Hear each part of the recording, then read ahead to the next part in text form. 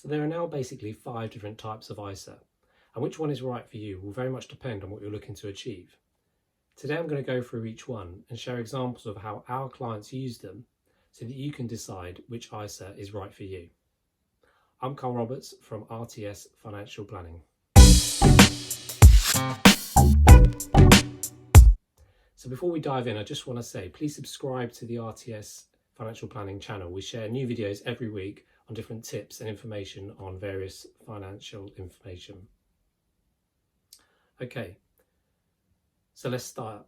The first ISA I'm going to talk about is the cash ISA, the one that you're probably most familiar with. So cash ISAs are available from most banks and building societies.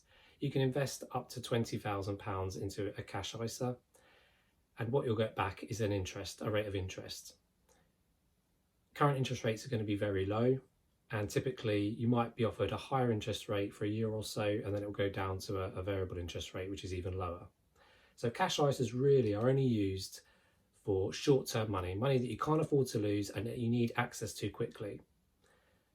Perhaps if you're a higher rate taxpayer, some of our clients use cash ISAs to store their cash so that they don't pay higher rate tax on the interest they receive.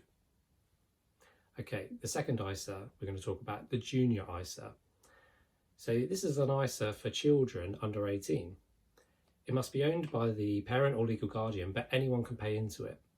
The child then takes it over at age 18. You can only pay £9,000 a year into a junior ISA, but once the money's in there, it works a similar way to an adult ISA. You can put the money into cash, or you can put the money into the stock market and invest it. One quirky rule is that once the child reaches 16, not only can they have a junior ISA, they can also have an adult ISA. So you can invest a further £20,000 into an adult ISA for the child and £9,000 into a junior ISA every year. Okay, the third type of ISA, the stocks and shares ISA. So this is for your longer term money, the money that you want to invest into the stock market and get a decent return on.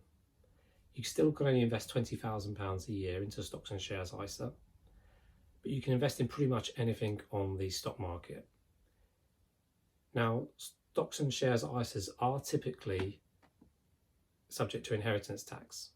So a lot of clients that we have will obviously build up their pension funds, but also build up their ISA funds so that when they come to retire, they can leave their pension to a little bit later on down the line.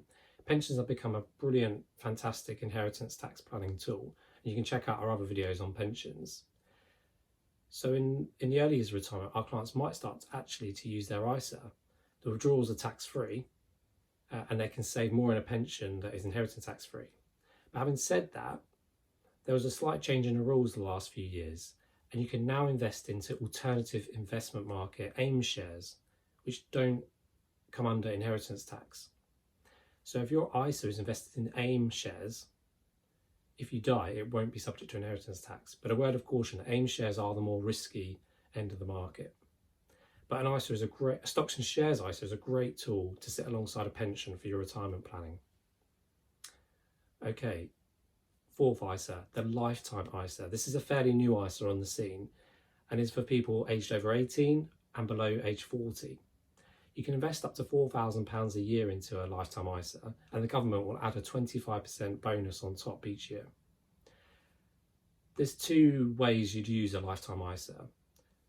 The first is to purchase your first home, because you can take the money out of your lifetime ISA at any point with the government bonus to purchase your first house.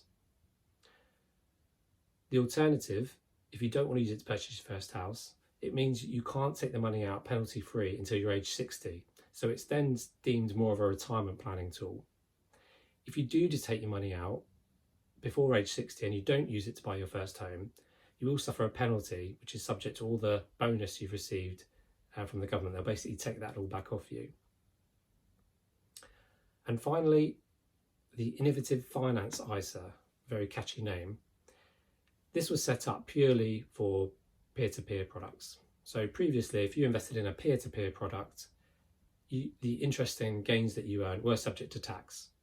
You can now invest into these types of products inside an ISA wrapper, so the interest and gains you make are now tax-free. So there you go, 5 different types of ISA with a few examples of how best to use them.